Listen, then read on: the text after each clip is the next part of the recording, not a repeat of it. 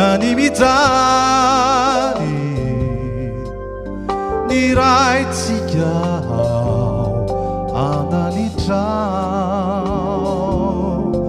ka indro ny vavako mivaly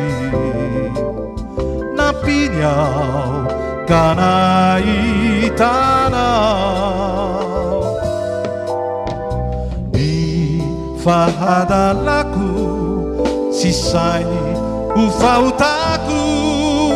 mino aho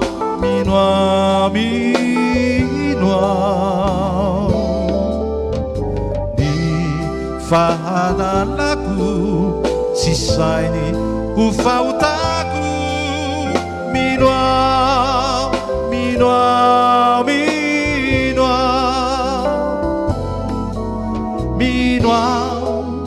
fandreba nitratsito pamorony izao tontolo izao no mbola anao zay ampifo hoay ny fitiavanao mino aho fandrema nitramahery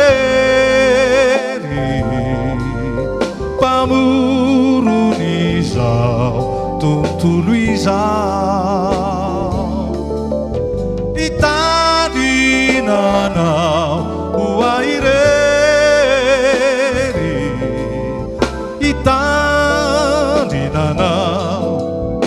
hoay ka zay sitrapony no ekeko fahambony mino aho